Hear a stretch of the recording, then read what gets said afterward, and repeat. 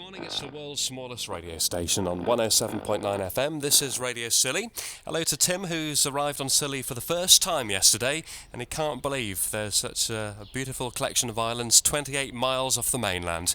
Morning to you, and thanks for listening to Radio Scilly. You're going to get a gorgeous day today, unbroken sunshine all day long. Now, if you're going out and about, we'll have a look at some things you can do, and we'll have a full report on where the boats are going to just around 9 o'clock this morning here on Radio Scilly. Now, this is our most requested song at the moment on Radio Scilly. Water.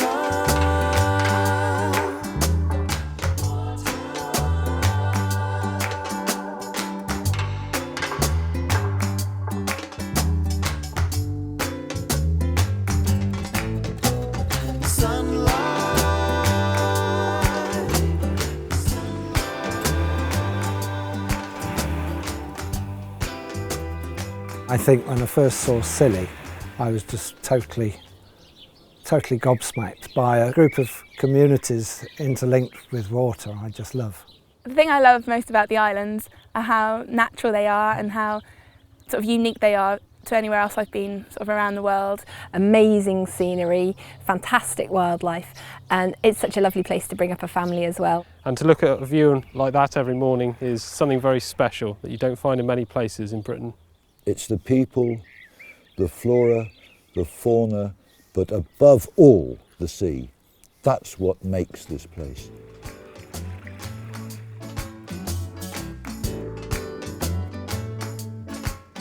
Because we have no rivers running off, we have very little pollution. The water clarity here is as good as probably anywhere in the world.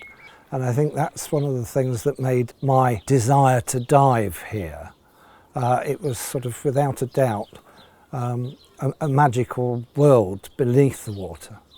I, on one occasion, was going to a working site to the east of the islands when suddenly a head came out of the water alongside the boat. This was a giant leatherback turtle. You know, its back was about 5 foot across.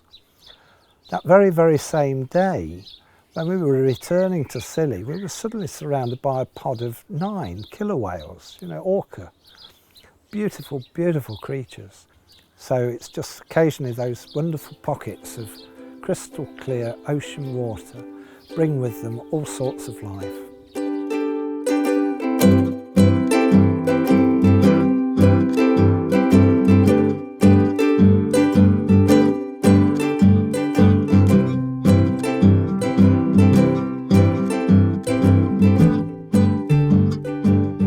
I grow organic fruit and veg here on St Martin's, all for local sales on the islands. There's an extraordinary intact ecosystem here on Scilly, which is actually quite a rare thing in most of the country, and that means that it makes my job a lot easier.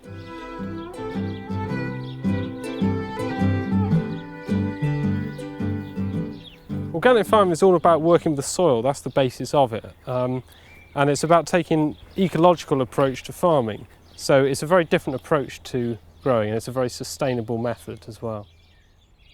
Food has such an impact on the landscape, on wildlife, on human health, so it's really important to try and produce as much food as we can here on Scilly. The weather means everything to a business like me. I'm checking the forecast every morning. For example, is it damp enough for me to now sow or plant out some crops? So it's really, really important what happens day to day. For instance, the storms in winter are a real big issue for people growing here on Scilly, and my feeling is that it's going to get worse.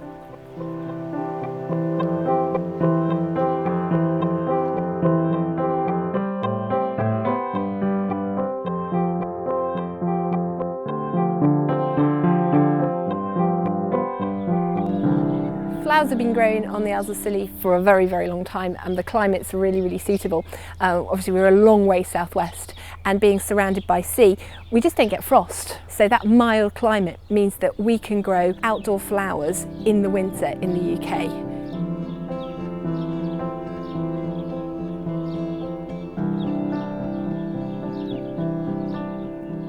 With any agriculture or horticultural production, we are of course really, really dependent on the weather for your crop to grow, and no exception here. We can get some really, really strong winds and bad storms, a lot of rain and mist and fog as well.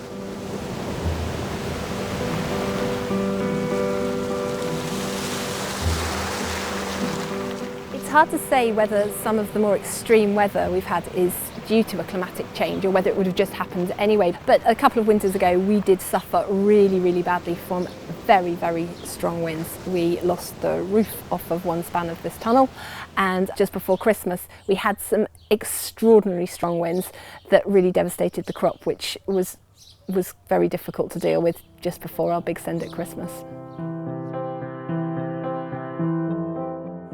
If the climate were to change in the long-term future, so we had drier summers and maybe more extremes of weather in the winter, it would have quite an effect on us, and we have to irrigate our summer crop. And if we had to irrigate that more, it would mean we'd have to capture more water in the winter. And if we had more extremes in the winter, I mean, we can just about cope with the wind we get now, but if it was more extreme, that could have quite an impact on even whether we could grow the flowers, and definitely transporting them to mainland, that would become quite problematic.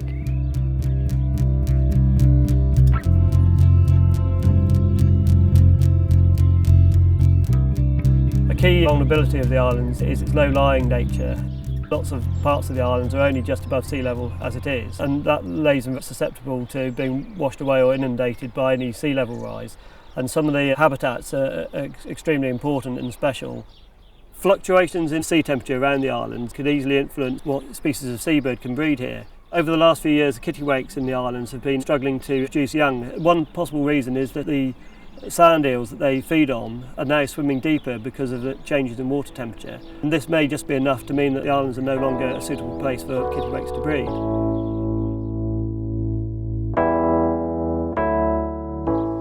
The islands have a vulnerability to the severe storm. On our little island here, we have 3 very potentially vulnerable banks, any one of which, if it were broached by a severe storm, could result in the geography of Briar being altered forever.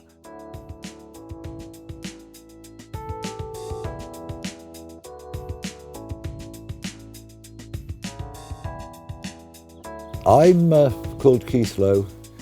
My family have lived here for quite a long time. I feel I belong here, and that to a large extent I am part of our environment. I care about it, and it cares for me. Living here, obviously, you're very close to nature, and you're affected so much by tide, by weather, by rainfall, by storms. We are part of this environment, therefore we are probably much more aware of it.